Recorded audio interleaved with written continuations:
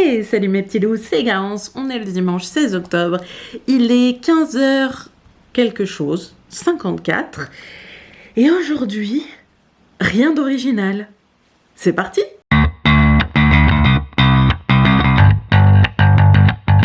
Je commence cette session d'écriture par une évidence qu'on a tendance à oublier. Aucune, mais alors aucune histoire n'est unique ou originale. Harry Potter est une réécriture du Seigneur des Anneaux, qui lui-même est une réécriture de la Bible, qui lui-même est une réécriture... Il y a quoi avant la Bible? Personne ne sait, mais on s'en fout. Petit exemple, en ce moment, j'ai envie d'écrire un roman qui se passe à New York pendant les Swinging Twenties, avec un serial killer et une enquête. Petit problème, j'ai lu le livre The Diviners, qui est un roman qui se passe à New York pendant les Swinging Twenties, avec un serial killer et une enquête. Et en plus, c'est vachement bien écrit. Le bad!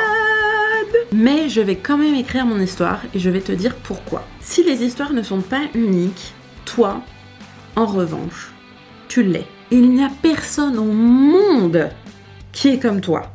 Ce qui fait que ta voix, ton écriture, elle est unique. C'est ça la différence entre tous les romans. Le fait que toi, tu es unique et que le monde a besoin de ta voix. Il n'y a que toi qui as vécu ta vie, tes expériences, tes émotions. Et donc tes histoires sont uniques parce qu'elles ne peuvent être racontées que par toi. Ce n'est pas qu'il faut être original, c'est qu'il faut être soi-même.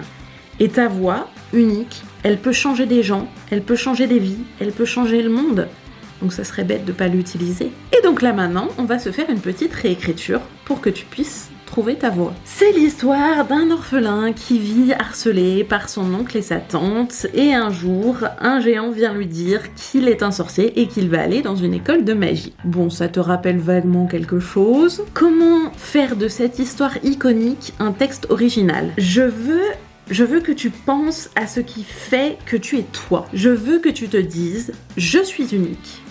Et si j'avais dû raconter cette histoire, elle serait complètement différente. Est-ce que ce serait un long poème épique? Est-ce que ce serait une pièce de théâtre filmée en huis clos? Est-ce que ce serait écrit à la première personne du singulier? Et si c'était une école de magie noire? Et si en fait l'orphelin était le méchant de l'histoire? Tu vois toutes les variations qui sont possibles?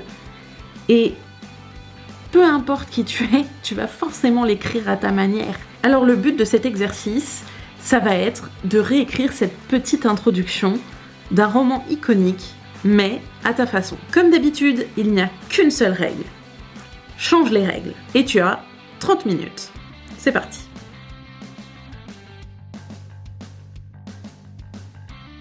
Bon, ça y est, tu as un début de texte, tu commences doucement à trouver ta voix et tu te rends compte que toi aussi, tu aurais pu écrire Harry Potter.